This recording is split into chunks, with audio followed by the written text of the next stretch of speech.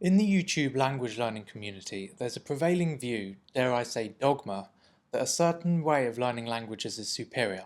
The traditional way of studying grammar and memorizing vocabulary has become unfashionable. Instead, there's a growing focus on learning languages in a more natural way, like you did your first language. This is based on the work of a linguist called Stephen Krashen, who created the input hypothesis. Krashen says that you don't truly acquire language through conscious study, but rather unconsciously when exposed to what he calls comprehensible input. What does that mean? Well, input means language that you receive, and output is language that you produce.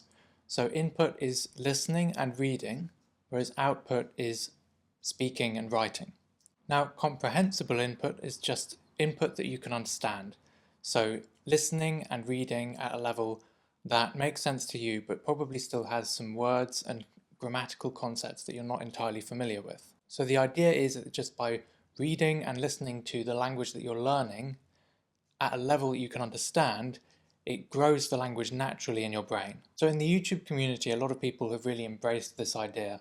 They discourage things like conscious memorization of new words, studying grammar, and even speaking the language, at least in the early stages, focusing entirely on consuming comprehensible input and trusting that the language will grow naturally in your brain.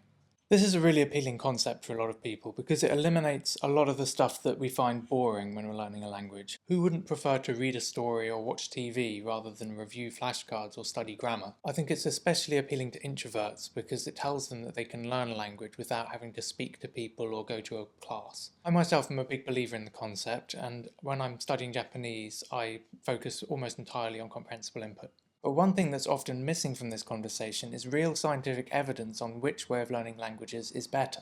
So that's what I'm going to be looking at today. This is a new study from Japan on junior high school students learning English. They taught a group of students English the traditional way for 1 year, and then the next year they took a new group of students and taught them English using exclusively story listening. The traditional group was working from a textbook, so the teacher was teaching the students grammatical structures, getting them to substitute words and phrases to change the meaning. Students were made to practice output by answering questions in English. The students were also given 2 hours of homework per week for grammar study and were told to memorize 20 new English words every week as well. In the story listening group, they threw all of that away. The teacher would just tell the students simplified versions of classic tales, starting with very simple stories and building up to longer and more complex ones. He drew pictures on the whiteboard as he told the story, and used facial expressions and gestures to communicate the meaning of the new words. Unfortunately, in the third term, the school required the teacher to deviate from this, and he had to teach English grammar in Japanese. But he still supplemented this by making up his own stories that introduced these grammatical concepts using the same kinds of methods. Sounds great, but how do I learn a language like that when I don't go to school? Well, allow me to introduce a free feature of my app Squeno. Squeno has over 1,000 free simplified stories available now, with more coming out every day. Every page has its own illustration to help you understand the text. There is slow, clear speech so you can listen as you read. Después del espejo, Kai está frío. If you don't understand, just tap words to reveal their meaning. Después. Sonríe. As you grow more advanced in the language, you can set your level however you like, and the language used in the stories will become more complex, so you can keep your input comprehensible but still challenging. Try it out with the link in the description. So, what were the results of this study? Well, the traditional group managed to remember 513.9 words on average, but the story listening group only managed 398.1.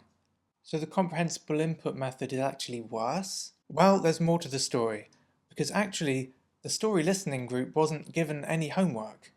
So the traditional group actually did 106 more hours of study, and it's not a fair comparison. The researchers figured out that students from the story listening group gained 2.24 words per hour on average, whereas the traditional group only learnt 1.81 words per hour. This suggests that the comprehensible input method does have a modest advantage. However, one, the researchers were unfortunately unable to determine whether this was statistically significant, that is, that the difference was really due to the difference in teaching methods and not just a random chance. And two, it assumes that words are gained in a linear fashion, that your first word is exactly as hard to gain as your 500th word. Also, the classroom environment did unfortunately impose some restrictions on the study design that might impact the validity of the results. For example, the two groups were different cohorts. It would be better if you took one cohort and split it into two different classes that took the two different teaching approaches concurrently. There could be any number of factors other than the teaching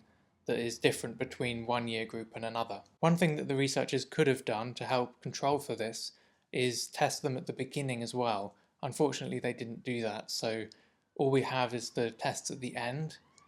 If you had the test at the beginning as well, that would be a much better indicator of students' overall improvement. Overall, this is a really interesting study, and I'd like to thank the authors Beniko Mason and Nobuyoshi Ae. If you want to read the rest of the study, the link is in the description. I really like seeing experimental studies in language learning like this, and I'll keep covering them as they come out. So please subscribe if you're interested in that. Also, don't forget to like and hit the bell icon, and also comment. It all helps the algorithm and helps boost the channel, so thank you for that. And speaking of the algorithm, it thinks you might enjoy this video next.